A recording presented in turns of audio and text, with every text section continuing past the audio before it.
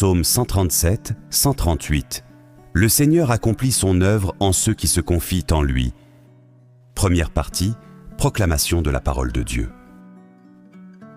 De tout mon cœur, Seigneur, je te rends grâce. Tu as entendu les paroles de ma bouche. Je te chante en présence des anges. Vers ton temple sacré, je me prosterne. Je rends grâce à ton nom pour ton amour et ta vérité, car tu élèves au-dessus de tout ton nom et ta parole. Le jour où tu répondis à mon appel, tu fis grandir en mon âme la force. Tous les rois de la terre te rendent grâce quand ils entendent les paroles de ta bouche. Ils chantent les chemins du Seigneur. Quelle est grande la gloire du Seigneur! Si haut que soit le Seigneur, il voit le plus humble. De loin, il reconnaît l'orgueilleux. Si je marche au milieu des angoisses, tu me fais vivre. Ta main s'abat sur mes ennemis en colère. Ta droite me rend vainqueur. Le Seigneur fait tout pour moi. Seigneur, éternel est ton amour. N'arrête pas l'œuvre de tes mains. Deuxième partie, méditation de la parole de Dieu en 15 points. Premièrement, résumé du psaume. Selon la tradition biblique, ce psaume est attribué au roi David. Il est un magnifique chant d'action de grâce dans lequel le roi rend témoignage à la fidélité de Dieu après avoir été exaucé. David reconnaît que toute victoire, toute force et toute protection viennent du Seigneur seul. Ce psaume invite chaque croyant à vivre dans une confiance totale envers Dieu, certain qu'il n'abandonne jamais l'œuvre de ses mains.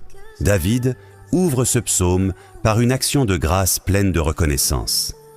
Il loue le Seigneur de tout son cœur parce que Dieu a entendu sa prière et lui a répondu. Il célèbre l'amour fidèle et la vérité de Dieu qui demeurent à jamais. Le psalmiste témoigne que, le jour où il a invoqué le Seigneur, Dieu lui a donné une force nouvelle au plus profond de son âme. Cette expérience personnelle devient un témoignage destiné à toutes les nations. Même les rois de la terre reconnaîtront un jour la grandeur du Seigneur en entendant sa parole. David contemple ensuite le mystère de Dieu. Bien qu'il soit infiniment élevé, il porte un regard plein d'amour sur les humbles, tandis qu'il connaît de loin l'orgueilleux. Enfin, il exprime une confiance absolue. Même au milieu des épreuves, Dieu le garde en vie, le protège de ses ennemis et achève l'œuvre qu'il a commencée en lui. Deuxièmement, les images, symboles et expressions poétiques du psaume expliquées selon la tradition catholique. Je te chante en présence des anges. Cette expression évoque la liturgie céleste. La prière du croyant s'unit à celle des anges qui adorent continuellement Dieu. Le temple sacré, il représente le lieu de la présence de Dieu. Pour les chrétiens, il annonce le Christ, véritable temple, ainsi que l'Église où Dieu demeure au milieu de son peuple. Tu fis grandir en mon âme la force. Cette force n'est pas seulement physique, elle désigne la grâce intérieure que Dieu accorde pour demeurer fidèle dans les épreuves. La droite de Dieu. Dans la Bible, elle symbolise la puissance, la victoire, la protection et le salut que Dieu accorde à ceux qui mettent leur confiance en lui. N'arrête pas l'œuvre de tes mains. Cette prière exprime la confiance que Dieu poursuit son œuvre de sanctification jusqu'à son accomplissement. Troisièmement, enseignement doctrinal catholique. Ce psaume enseigne que Dieu écoute la prière de ceux qui l'invoquent avec foi. Sa grâce fortifie intérieurement le croyant, l'accompagne dans les combats de la vie et conduit son œuvre de salut jusqu'à son accomplissement. La tradition voit dans ce psaume l'action de grâce du croyant qui reconnaît que tout bien vient de Dieu. Les pères de l'Église soulignent que la véritable force n'est pas celle du pouvoir humain, mais celle de la grâce qui transforme le cœur. L'Église enseigne également que Dieu demeure proche des humbles. Plus le croyant s'abandonne à la providence divine, plus il découvre que le Seigneur agit avec puissance dans sa faiblesse. Le catéchisme de l'Église catholique éclaire ce psaume. Catéchisme de l'Église catholique au numéro 2559. L'humilité est le fondement de la prière, car Dieu accueille celui qui reconnaît son besoin de lui.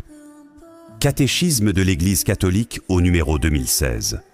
Les enfants de Dieu peuvent espérer que le Seigneur mènera à son accomplissement l'œuvre de grâce commencée en eux.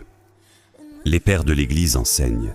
Saint Augustin rappelle que Dieu élève les humbles parce qu'ils mettent toute leur confiance en lui. Saint Jean Chrysostome. souligne que la véritable victoire du croyant est d'être fortifié intérieurement par la grâce de Dieu. Quatrièmement, ce que ce psaume révèle sur Dieu. Ce psaume révèle que Dieu est le Dieu qui écoute la prière, le Dieu fidèle dans son amour et sa vérité, celui qui fortifie intérieurement ses enfants, le protecteur des humbles, le vainqueur des ennemis du bien, celui qui accomplit parfaitement son œuvre de salut. Cinquièmement, ce que ce psaume m'enseigne sur l'homme. Ce psaume m'apprend que je ne peux pas compter uniquement sur mes propres forces. Il m'invite à rendre grâce pour toutes les réponses que Dieu apporte à mes prières, même lorsque je ne les avais pas prévues. Il m'encourage à vivre dans l'humilité, convaincu que Dieu achèvera en moi l'œuvre de sainteté qu'il a commencée. Sixièmement, ce que ce psaume annonce ou révèle de Jésus-Christ. Jésus est la parole éternelle en qui la vérité de Dieu est pleinement révélée. Il est le grand prêtre qui introduit notre prière dans la liturgie du ciel. Il est le bon berger qui fortifie ses brebis au milieu des épreuves. Il est le vainqueur du mal, dont la droite triomphe définitivement du péché et de la mort. Il est l'auteur et le consommateur de la foi qui mène à son accomplissement l'œuvre du salut dans chacun de ses disciples. Septièmement, point de louange au Père. Père éternel, tu es le Dieu qui entend la prière de tes enfants et qui répond avec amour et fidélité. Tu fortifies les cœurs fatigués et tu donnes la force à ceux qui espèrent en toi. Je te loue et je t'adore. Père très saint, tu regardes avec tendresse les humbles et tu résistes à l'orgueil. Tu ne délaisses jamais ceux qui se confient en ta miséricorde. Je te loue et je t'adore. Père de bonté, tu mènes à son accomplissement l'œuvre que tu as commencée en chacun de tes enfants.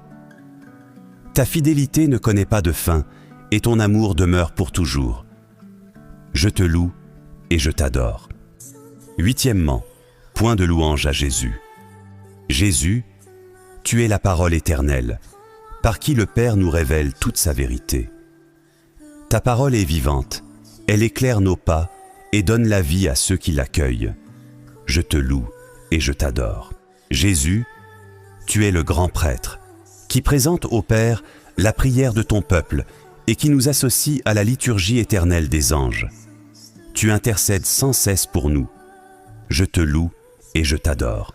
Jésus, tu es le bon berger, qui fortifie tes brebis au cœur des épreuves. Lorsque nous t'invoquons, tu remplis nos âmes de ta force et de ta paix. Je te loue et je t'adore. Jésus, tu es le vainqueur du mal, dont la main puissante nous délivre de nos ennemis spirituels et nous conduit à la victoire par ta croix glorieuse. Je te loue et je t'adore. Jésus, tu es l'auteur et le consommateur de la foi, qui poursuit en nous l'œuvre de la grâce jusqu'à sa pleine perfection. Tu n'abandonnes jamais ce que le Père t'a confié. Je te loue et je t'adore. Neuvièmement, louange au Saint-Esprit. Saint-Esprit, toi qui ouvres nos cœurs à l'action de grâce et fais monter vers le Seigneur une louange sincère, qui nous révèle l'amour et la vérité éternelle de Dieu, qui fortifie nos âmes lorsque nous crions vers lui dans la détresse, qui donne la force aux humbles, soutient tes enfants au milieu des angoisses et mène à son achèvement l'œuvre de la grâce en nous, et qui nous fait chanter à jamais la gloire et l'amour sans fin du Seigneur. Je te loue et je t'adore. Dixièmement, verset incontournable à mémoriser. Le Seigneur fait tout pour moi. Seigneur, éternel est ton amour. N'arrête pas l'œuvre de tes mains. Psaume 137, 138, verset 8. Pourquoi ce verset est-il fondamental ?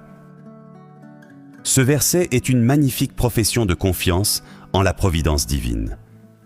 David reconnaît que Dieu agit dans toute son existence et qu'il mènera à son accomplissement l'œuvre qu'il a commencée. Pour le chrétien, cette certitude trouve son plein accomplissement en Jésus-Christ. Celui qui nous a appelés à la vie nouvelle poursuit sans relâche son œuvre de sanctification jusqu'à la gloire éternelle. Cette parole nourrit la confiance, même lorsque le chemin paraît difficile. Onzièmement, promesse biblique à proclamer. Le jour où tu répondis à mon appel, tu fis grandir en mon âme la force. Psaume 137, 138, verset 3. Explication. Dieu promet sa force à ceux qui l'invoquent avec confiance. Cette force n'est pas seulement une énergie humaine, elle est la grâce divine qui soutient le croyant dans les combats spirituels, les épreuves et les responsabilités de chaque jour. En Jésus-Christ, cette promesse atteint sa plénitude. Par le don de l'Esprit Saint, Dieu fortifie intérieurement ses enfants afin qu'ils persévèrent dans la foi, l'espérance et la charité. Prière de proclamation.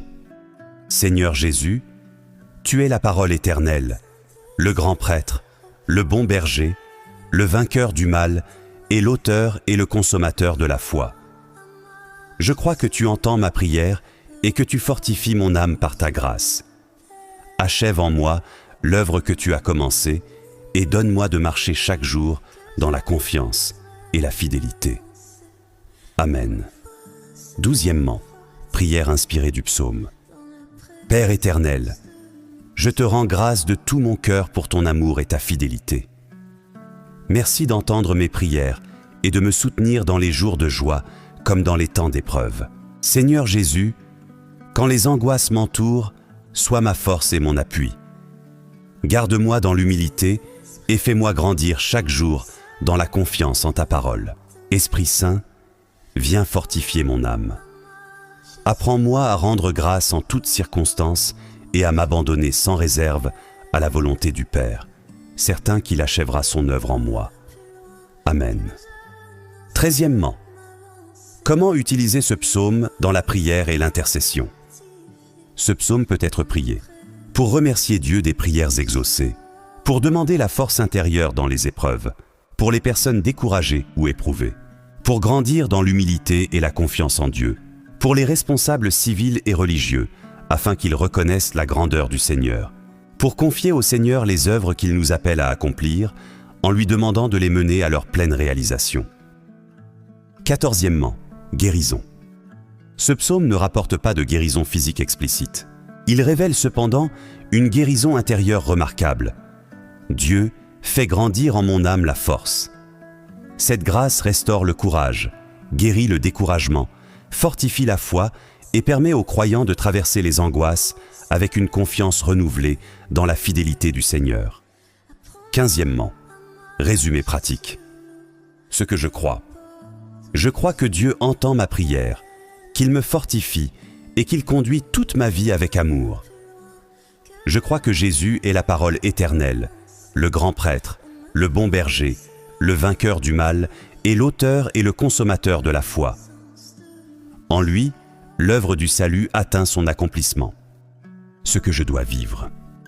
Je dois rendre grâce de tout mon cœur, demeurer humble devant Dieu, persévérer dans la prière et lui faire confiance jusque dans les moments d'angoisse, convaincu qu'il ne cesse jamais d'agir pour mon bien. Ce que je dois retenir. Le Seigneur écoute ceux qui l'invoquent, fortifie leur âme et mène à son terme l'œuvre qu'il a commencée. Son amour est éternel et sa fidélité ne fait jamais défaut.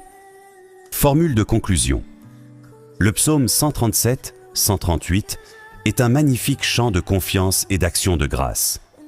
Il nous enseigne que Dieu répond à la prière, relève les humbles et accompagne fidèlement ses enfants jusqu'à l'accomplissement de son œuvre. En Jésus-Christ, la parole éternelle, le bon berger et l'auteur et le consommateur de la foi, nous trouvons la force de marcher chaque jour dans l'espérance et la reconnaissance. Rejoignez-nous en envoyant votre demande aux 2 numéros affichés ou cliquez sur le lien en description de cette vidéo pour recevoir le psaume et l'évangile du jour selon le calendrier liturgique catholique, suivi d'une méditation en 14 à 15 points.